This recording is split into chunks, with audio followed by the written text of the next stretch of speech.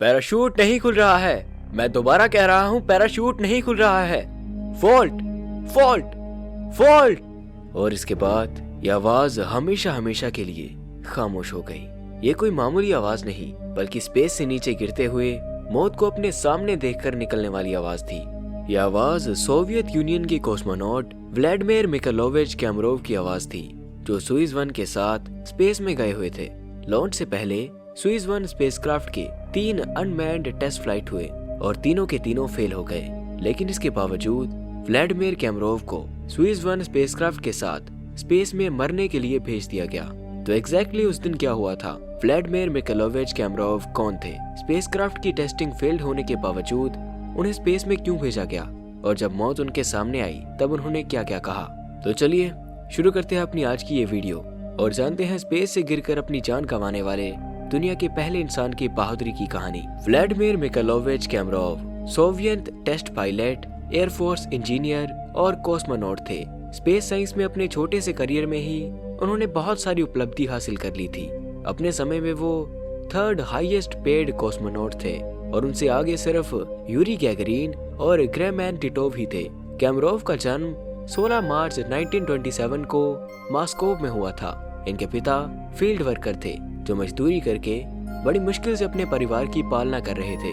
गरीबी में गुजरते बचपन के बीच 1935 में लोकल एलिमेंट्री स्कूल से इनके फॉर्मल एजुकेशन की शुरुआत हुई, लेकिन वर्ल्ड वॉर 2 की वजह से 1941 में इन्हें स्कूल छोड़ना पड़ा। पढ़ाई छोड़कर इन्होंने भी खेती में मजदूरी करना शुरू कर दी। कैमरोव पढ़ाई से तो दूर हो गए थे, लेकिन वर्ल्ड वॉर 2 के दौरान आसमान में उड़ते एरोप्लेन्स ने उनके अंदर एक नई दिलचस्पी पैदा कर दी। एरोप्लेन्स को उड़ता देख उन्होंने भी उड़ने के सपने देखना शुरू किया। अपने सपने को पंख देने के लिए उन्होंने एविएशन से रिलेटेड मैगजीन्स एंड पिक्चर्स इकट्ठा करना शुरू किया। अपने सपने को हकीकत में बदलने के लिए उन्होंने कोशिश शुरू की और 1942 में 15 साल की उम्र में उन्हें first Moscow special air force school में एडमिशन मिल गया।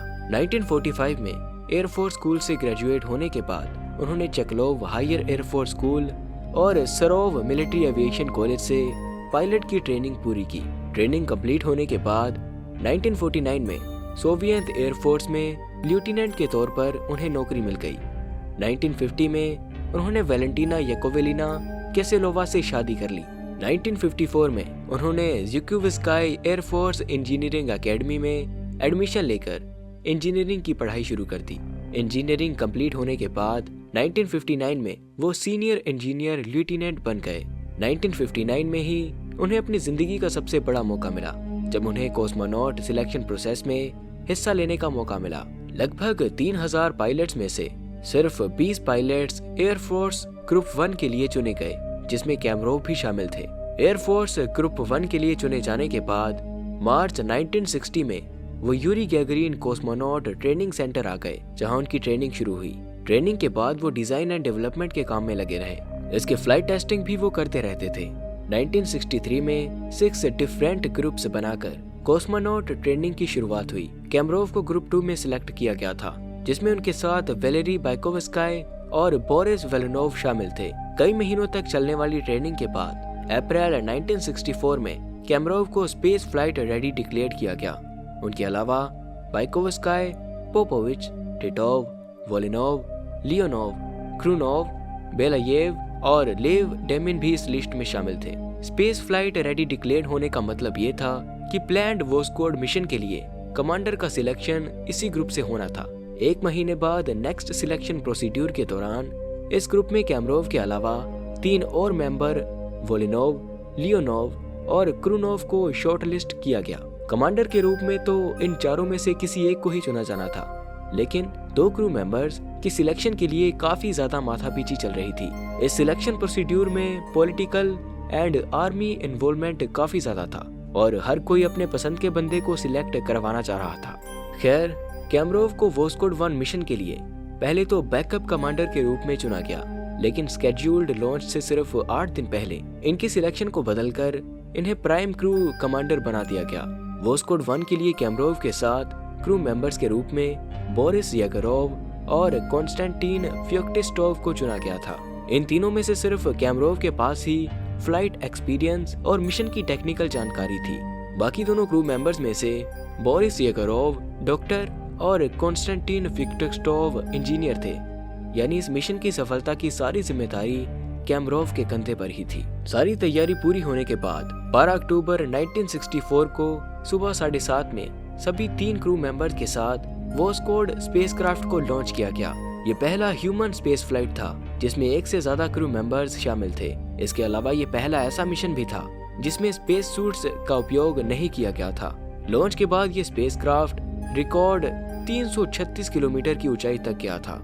मिशन के दौरान कैमरोव ने स्पेस में कई टास्क परफॉर्म किए जिसमें मेडिकल एंड नेविगेशनल टेस्ट और आयरन थ्रस्टर्स टेस्ट शामिल थे। लगभग 24 घंटे तक ऑर्बिट में रहने के बाद 13 अक्टूबर को वोस्कोड 1 सभी क्रू मेंबर्स के साथ सुरक्षित पृथ्वी पर लौट आया। इस इम्पोर्टेंट मिशन को पूरा करने के बाद कैमरोव को कोलोनिल के पद पर प्रोमोट किया गया। इसके अलावा उन्हें ऑर्डर ऑफ लेनिन और hero of the Soviet union award से भी सम्मानित किया गया। वोस्कोड 1 की कामयाबी के बाद सोयुज 1 पर काम शुरू किया गया।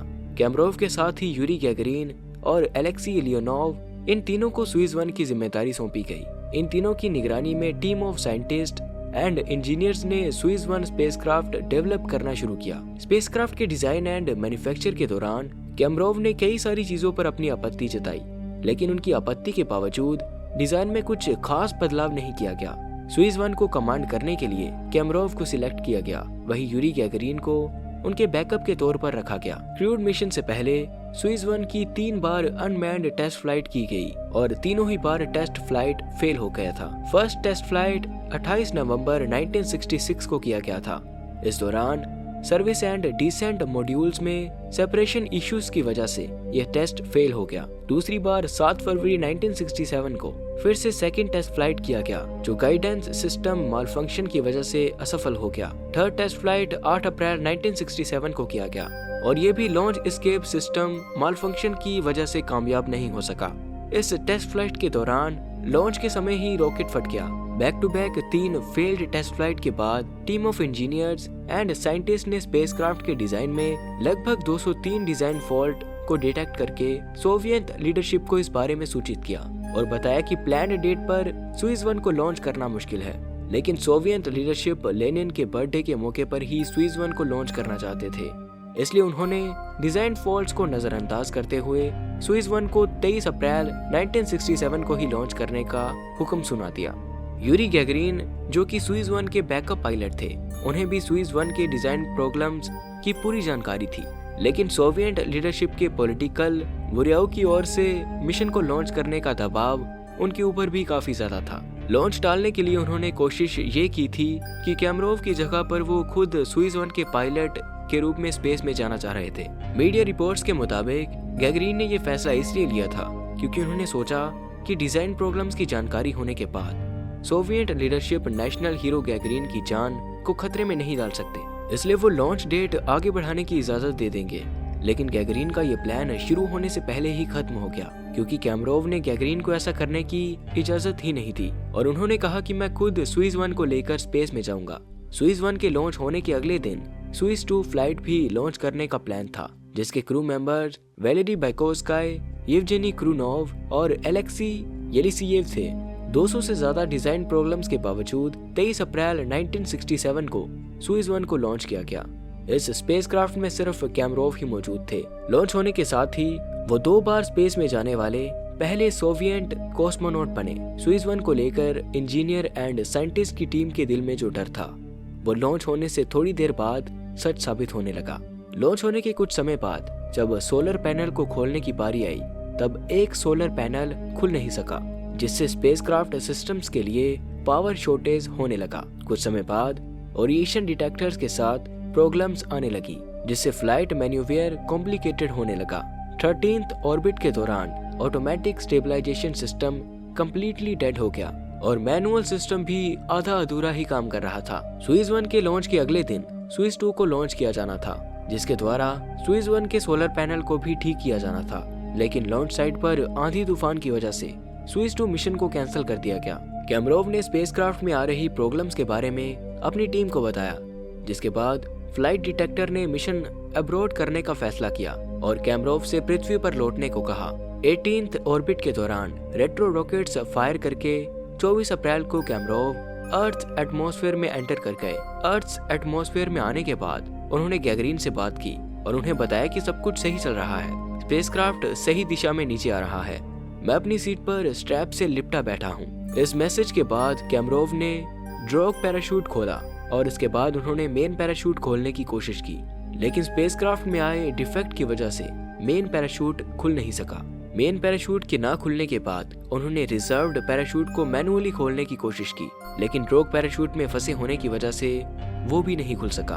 पैराशूट नहीं खुलने की जानकारी उन्होंने अपनी टीम को दी। इसके बाद शायद वो भी समझ गए कि अब उनका बचना नामुमकिन है, इसलिए उन्होंने अपनी फैमिली को याद करते हुए कहा कि मेरे परिवार से कह देना मैं तुम सबसे बहुत प्यार करता हूँ, बच्चों का ख्याल रखना, लव यू ऑल। इसके बाद कैमरोव की जबान से उनके आखिरी शब्द निकल कर आए। इसमें उन्होंने बोला कि अंदर बहुत ज्यादा गर्मी पड़ रही है, मैं अपने होश खोने लगा हूँ। इसके बाद कैमरोव की आवाज हमेशा के लिए खामोश हो गई।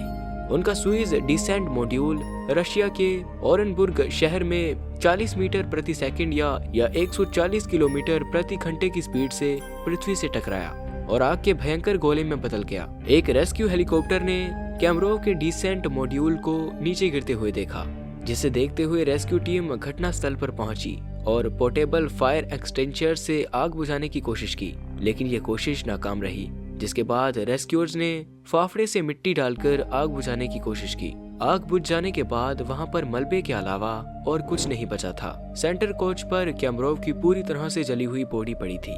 बॉडी इस कदर जल चुकी थी कि देखकर ये पता लगाना नामुमकिन था कि ये किस इंसान की बॉडी है। 26 अप्रैल को राजकीय सम्मान के साथ उनका अंतिम संस्कार किया गया।